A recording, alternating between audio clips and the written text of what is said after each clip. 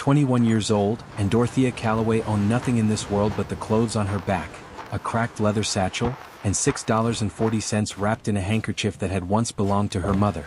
Her uncle, Silas Pruitt, had put her out of the only home she had ever known 3 weeks before, standing in the doorway of the farmhouse her own father had built with his hands, telling her that a grown woman ought not to depend on the charity of kin, and that the property was his now by law and by right. She had walked the coast road north from Ellsworth with her feet blistering inside her boots, sleeping in church doorways and barns when the farmers did not chase her off, until she came to a gray little fishing town called Cormorant Point, where the salt wind cut through her shawl like a blade. It was there, on a notice nailed to the post office door, that she read of a county auction, the old decommissioned lighthouse at Widow's Neck, condemned, unwanted, and offered for whatever a body would pay, since the new automated beacon out on the shoals had made it useless. She stood in the rain with her last coins in her fist and bid $12 for a crumbling tower that no one else wanted, a purchase so foolish that the auctioneer laughed and the fishermen shook their heads at the girl throwing away the only money she had left in the world on a pile of stone with a broken lamp. But what Dorothea did not know, what none of them knew, was that sealed behind the iron door of that lighthouse's watchroom was a secret that had waited nearly 40 years to be found, a secret that would not only save her, but would mend a family torn apart by pride and silence, and give a forgotten harbor town back its rightful heart. Settle in and let us tell you the story of Dorothea Calloway. If you are watching this from a place that feels forgotten too, a town the world has passed by, or a home that no longer feels like yours, tell us in the comments. We would love to know where you are joining us from tonight. Dorothea had been raised on the understanding that nothing of value announces itself loudly. Her father, Thomas Calloway, had been a cooper by trade, a quiet, broad-shouldered man who built barrels and buckets and cider presses for half the county, and who used to tell her, while she swept the curling wood shavings from the shop floor, that the best staves came from timber nobody else wanted, the crooked oak at the edge of the property, the storm-bent ash that other coopers passed over for being ugly. "It isn't the straight tree that makes the strongest barrel, he would say, running his thumb along a grain line only he seemed able to read. "It's the one that bent and didn't break. That one holds." She did not understand him then, not fully, but she carried the words the way she carried her mother's handkerchief, folded small and close, waiting for the day they would mean something. Her mother, Ruth, had died of a fever when Dorothea was 11, and after that it had been just the two of them, father and daughter, in the small white house behind the cooperage, with her father's unmarried sister-in-law occasionally visiting to remind them both that a household without a woman's steady hand was a sorrowful thing. Dorothea learned early to keep her own house, to bake bread that did not fall, to mend a coat so the tear could not be found, to balance her father's account books when his eyes grew too tired in the evenings to make sense of the columns. She learned, too, the particular dignity of poor people who did not think of themselves as poor, the pleasure of a meal stretched to feed one more mouth, the pride of a mended dress worn as though it were new, the quiet understanding that a person's worth had nothing to do with what sat in their pocket. It was her father who taught her to read the sea, too, in the way that inland people never quite learned to. Though the Calloway farm sat some miles back from the coast, Thomas had grown up in a fishing family before he turned to coopering, and on Sundays he would take Dorothea down to the shore at Blue Hill Bay and show her how to read the color of the water, the shape of the clouds banking on the horizon, the restless behavior of gulls before a storm. "The sea doesn't lie," he told her once when she was perhaps 14, watching a squall roll in faster than she would have believed possible. "It only speaks a language most people never bother learning. You learn it, and it will never surprise you the way it surprises fools." She had loved him fiercely for sentences like that, for treating her not as a girl to be sheltered from hard truths but as a mind worth filling with them. Her uncle Silas, her father's younger brother, had always been a different sort of man entirely, handsome in a hard, polished way, ambitious, forever comparing what he had to what others had and finding himself wanting. He had gone off to Bangor as a young man to make his fortune in timber and shipping, and he returned every few years boasting of investments and connections, though the substance of his wealth always seemed to dissolve upon close inspection, like sea foam. Thomas never spoke ill of his brother in front of Dorothea, but she remembered the particular stillness that came over her father's face whenever Silas visited, a wariness she was too young then to name as instinct. When Dorothea was 19, her father's heart failed him suddenly on an ordinary Tuesday morning, while he was fitting a hoop to a barrel, and the world she had known dissolved with him. There had been no will drawn up. Thomas Calloway had been a man who trusted that fairness needed no legal enforcement among family, and by the peculiar customs of inheritance in that county, with no male heir and no formal document, the farm and the cooperage passed to Silas as the nearest surviving male relation, leaving Dorothea, his only child, with no legal claim to the home she had grown up in. For 2 years she had stayed on as a kind of unpaid housekeeper in her own childhood home, cooking Silas's meals, mending his shirts, watching him slowly sell off her father's tools and timber stock to cover debts he never fully explained, telling herself that surely blood meant something, that surely he would not turn her out entirely. She was wrong. In the autumn of 1897, Silas informed her, without any particular cruelty in his voice, that he intended to marry a widow from Ellsworth with property of her own, and that his new household had no place for a niece who contributed nothing but her keep. He offered her $10, which she refused on principle and then, 3 days later, quietly accepted, because principle did not keep a person fed. He did not offer an apology, nor did he offer to help her find another situation. He simply informed her, as one might inform a tenant, that a lease had expired, and Dorothea found herself standing on the road with her satchel and her mother's handkerchief, watching the house that had held every memory of her childhood grow small behind her. She walked for 3 days before she reached Cormorant Point, taking what work she could along the way, a day's laundry here, an afternoon of mending there, sleeping in the loft of a kindly widow's barn outside Blue Hill for 2 nights before moving on, because she did not wish to become a burden to anyone the way she had felt herself become a burden to Silas. Cormorant Point, when she finally walked into it beneath a lid of low gray cloud, was a town of perhaps 400 souls, built around a deep, crooked harbor where fishing boats rocked at anchor and the smell of drying nets and wood smoke hung thick in the cold air. It was, she would come to learn, a town that had once been prosperous on cod and herring and shipbuilding, and was now slowly emptying, its young men leaving for the cities, its old wharves rotting a little more with each passing winter. She found a room above the harbor tavern, run by a broad, kind-faced widow named Ida Sutton, who agreed to let Dorothea sleep in the smallest attic room in exchange for scrubbing floors and washing linens, on the understanding that this arrangement would last only until Dorothea found something better or Ida found she could not spare the space. It was Ida who first mentioned the county auction, turning over the notice with a snort of amusement while she kneaded bread dough. "They're selling off the old lighthouse out at Widow's Neck," she said. "Been dark since the new light went up on the shoal 3 years back. Nobody wants it, it's half falling into the sea if you ask me, and the walkout is murder in a wind. County just wants it off the books." Dorothea, scrubbing a pot at the wash basin, felt something in her chest lift at the words, though she could not yet have said why. Only that something in her father's old lessons about crooked timber and unwanted trees stirred faintly awake, whispering that there might be a kind of shelter in a thing everyone else had already discarded. The auction was held on a raw November morning on the courthouse steps in the county seat, a dispiriting affair attended by perhaps a dozen men in wool coats who had come mostly out of curiosity rather than interest, since a lighthouse with no working light and no salary attached to its keeping was worth little to a practical man. The auctioneer, a stout fellow named Purdy, read out the particulars in a board drone: the stone tower, 41 feet, built in 1852, the attached keeper's cottage in need of considerable repair, 2½ acres of rocky point, unsuitable for farming, sold as is, no guarantees as to condition. When he called for an opening bid, there was a long indifferent silence, broken only by the wind snapping at coat collars, until Dorothea, standing at the back of the small crowd with her hands clenched inside her shawl, heard her own voice say, $12.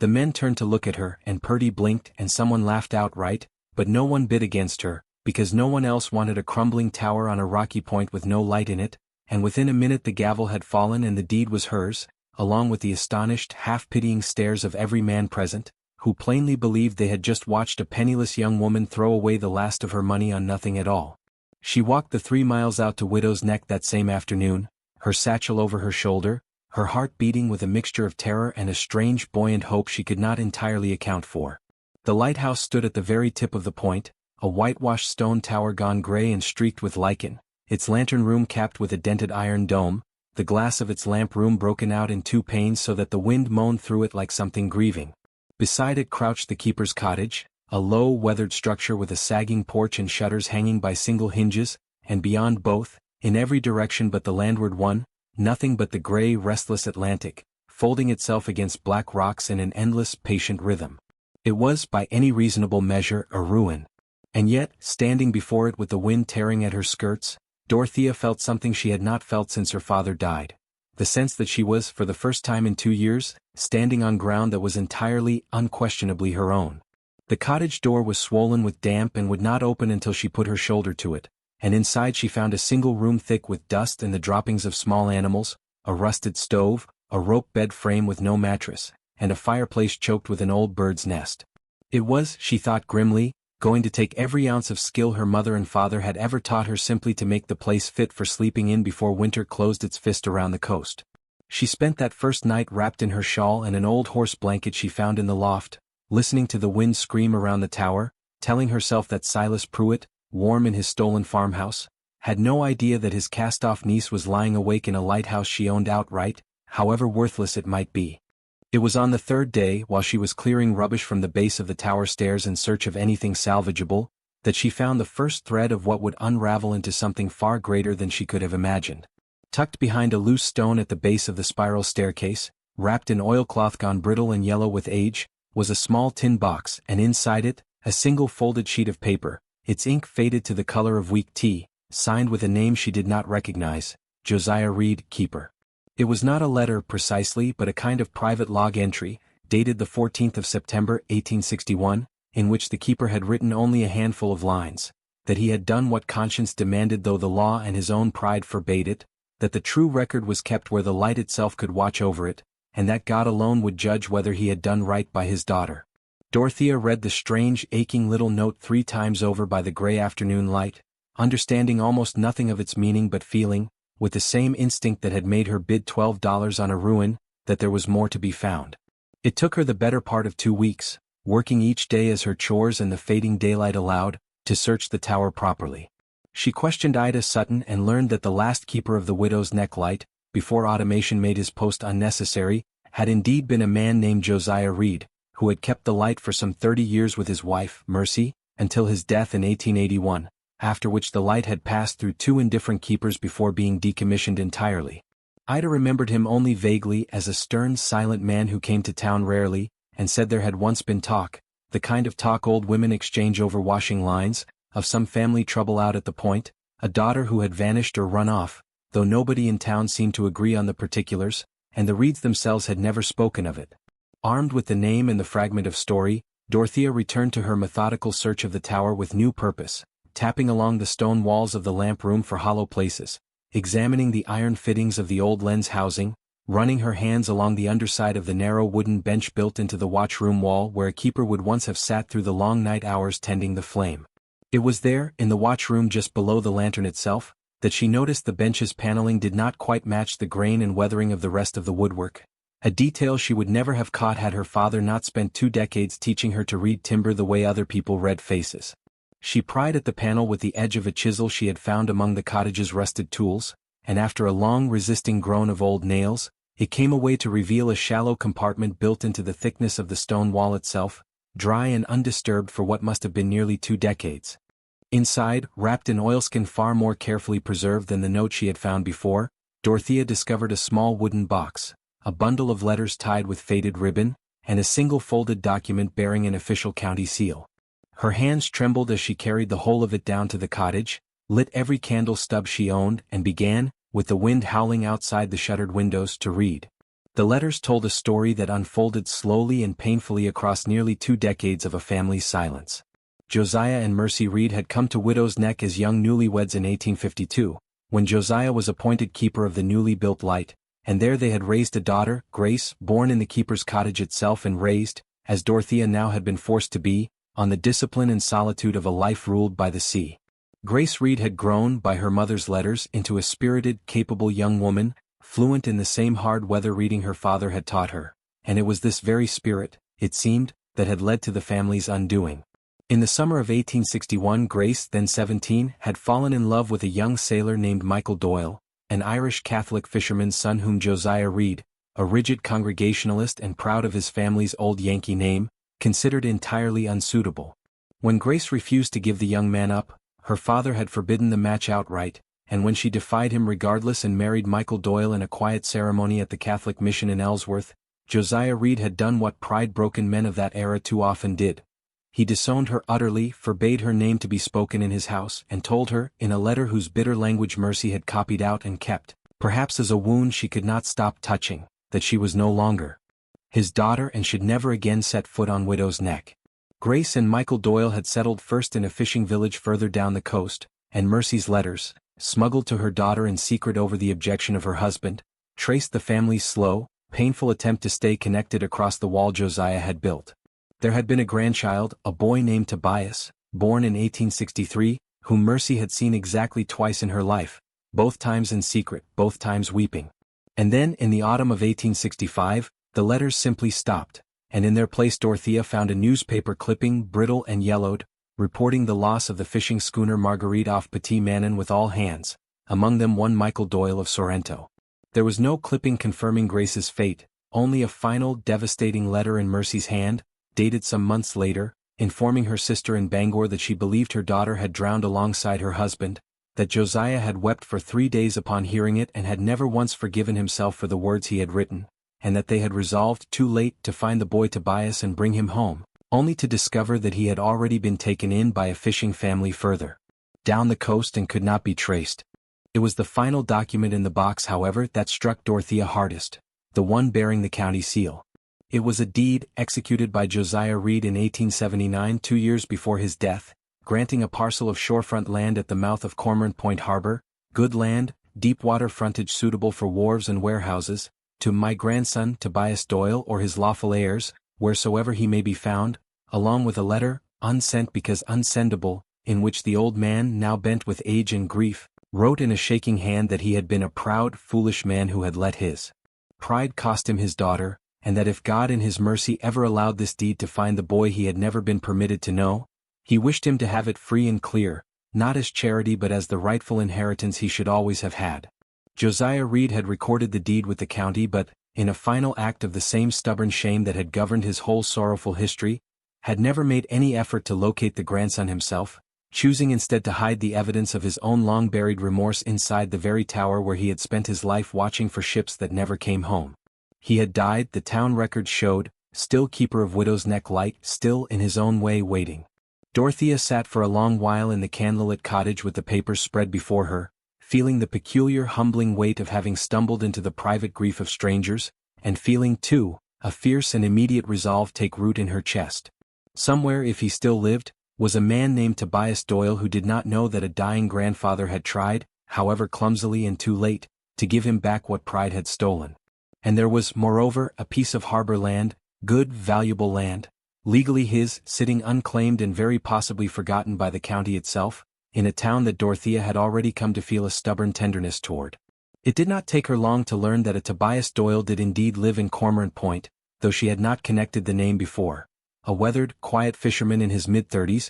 raised by a foster family after his parents' death, who lived with his elderly foster mother, Nell Sweeney, in a narrow house near the fish wharves and worked one of the few boats still bringing in a living catch. He knew almost nothing of his birth family beyond the barest facts, that his mother had drowned when he was a child, that his father had been a Reed before some falling out changed the name, fragments so worn by time that they had become more rumor than history. Dorothea also learned, with a chill that settled deep in her stomach, that the very parcel of land named in Josiah Reed's forgotten deed was the same stretch of harbor frontage that her own uncle, Silas Pruitt, had spent the autumn quietly buying up through an agent, intending, as she overheard two men discussing outside Ida's tavern, to consolidate the wharves under a single ownership and lease them at rates the small fishermen of Cormorant Point could not hope to afford, forcing men like Tobias Doyle either to pay tribute to a landlord or abandon the only trade they knew.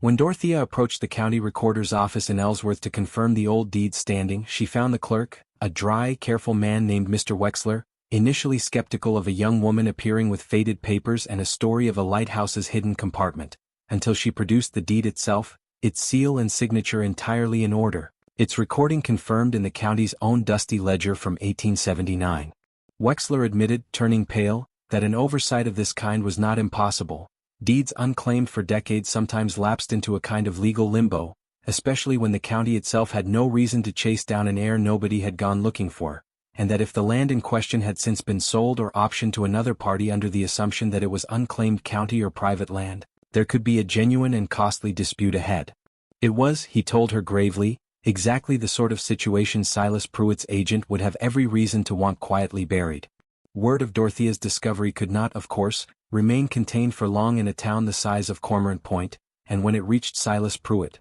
who had, in the months since casting Dorothea out, extended his ambitions well beyond the old Calloway farm into coastal speculation, believing himself now a man of consequence. He arrived at Widow's Neck in a hired trap on a bitter December afternoon, his face carrying the same cold, controlled fury Dorothea remembered from childhood, the fury of a man who does not shout because he has never needed to.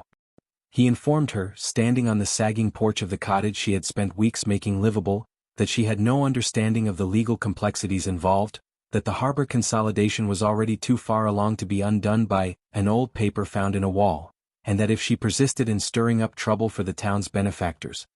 he would see to it that no one in the county did business with a niece who had already proven herself, in his words, ungrateful and unmanageable.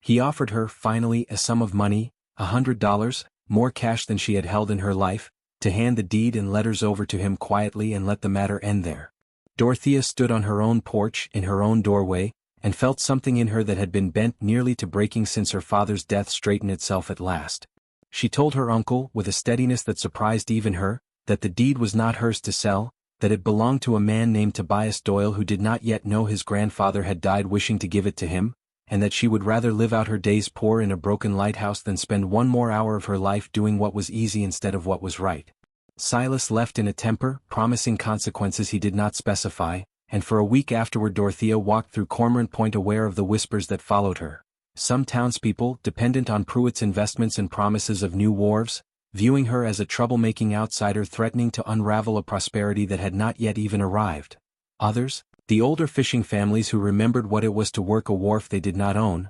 watching her with a cautious, unspoken hope they were almost afraid to voice. It was Ida Sutton who finally urged her toward the only path that made sense, to stop trying to fight Silas Pruitt in whispers and quiet legal appeals, and instead to bring the whole matter into the daylight, before the town itself, at the December meeting of the Harbor Commission where Pruitt's consolidation agreement was due to be finalized. Dorothea spent 3 sleepless nights preparing, copying out the most essential of Mercy Reed's letters in her own careful hand so the fragile originals need not be passed roughly from hand to hand, arranging the deed and the recorder's confirmation in order, and finally, on a cold Tuesday evening with snow beginning to fall outside the windows of the town hall, she stood before perhaps 60 of her new neighbors, including Silas Pruitt himself seated near the front with his agent beside him, and told them the whole story of Josiah and Mercy Reed, of Grace and Michael Doyle, of a grandfather's pride and a grandfather's too late regret, and of a deed that had waited 30 years in a lighthouse wall for someone to come looking.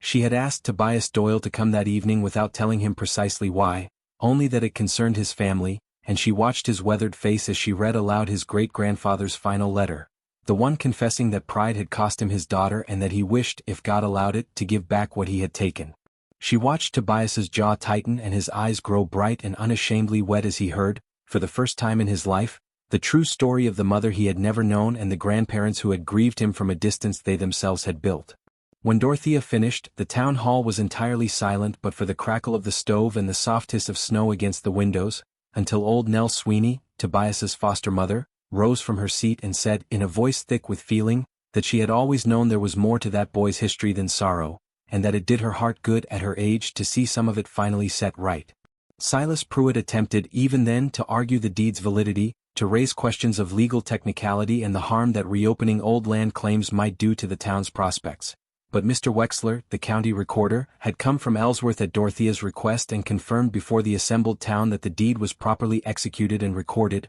that no subsequent transfer had ever legally occurred, and that any agreement Pruitt's agent had brokered for that parcel had, in fact, been built on land that was not the county's or any private seller's to sell. The Harbor Commission, many of whose members were themselves small fishermen wary of Pruitt's consolidation scheme and quietly relieved for an honorable reason to abandon it, voted that same night to recognize Tobias Doyle's claim and to void the disputed portions of the consolidation agreement entirely. Silas Pruitt left the hall that night with his agent trailing behind him, his face rigid with the particular humiliation of a proud man exposed before people whose good opinion he had wanted. And though he remained in the county some months longer trying to salvage what he could of his other investments, word eventually reached Dorothea, through Ida, that his business affairs had unraveled badly enough that he had been forced to sell the very farmhouse he had taken from her, and had left the county altogether, his new marriage having dissolved amid the wreckage of his reputation and his debts. Tobias Doyle, in the weeks that followed, insisted that Dorothea share in what the discovery had made possible, but she refused any portion of the land itself, telling him only that it belonged to his blood and his grief far more than to her good fortune in finding it. What she did accept, When the harbor land was properly surveyed and the old rotting wharf at its edge rebuilt through the town's own pooled labor, that following spring was Tobias's help, freely and gratefully given, in repairing the lighthouse itself, restoring its lamp room glass, and reopening, with the county's blessing and no small ceremony, its ancient function as a private beacon, not for shipping trade any longer but as a marker for the fishing fleet coming home through fog, and as a symbol, the town came to feel, of the whole strange mended story that had brought Grace Reed's grandson home to a shoreline his own great-grandfather had never stopped watching for him. And so it was, in the end, that the girl who had stood in the rain with $12 in her fist, mocked by every man who watched her bid on a ruin nobody wanted, became the woman who gave a fishing town back its harbor and gave a lost family back its name. Dorothea Calloway, cast out at 21 with nothing but her mother's handkerchief and her father's old wisdom about crooked timber that bent and did not break, had bought a broken lighthouse for the price of a foolish girl's last hope, and found inside its walls not treasure in the way the world usually measures it, but something far rarer, a truth strong enough to mend what pride and silence had broken for 30 long years. She kept the lighthouse as her home for the rest of her days, tending its lamp each evening out of habit and love rather than duty, and when townspeople asked her, as they often did in later years, how she had known to look for something hidden in a place everyone else had already given up on, she would only smile and say what her father had once told her about the crooked oak nobody wanted for their barrels, that the tree that bends and does not break is the one that holds strongest in the end, and that the same, she had come to believe, was true of people, and of towns, and of families broken by pride and waiting, however long it took to be found. Thank you for spending this quiet hour with us and with Dorothea Calloway, a woman who turned a stranger's cast-off ruin into a lighthouse for her own life and for an entire harbor town. If her story moved you, we would be so grateful if you would share it with someone who might need reminding tonight that value often hides in the places the world has already written off. Before you go, we would love to know, what is a time you found real worth in something or someone that others had overlooked or given up on? Tell us below. We read every one. Until next time, stay close.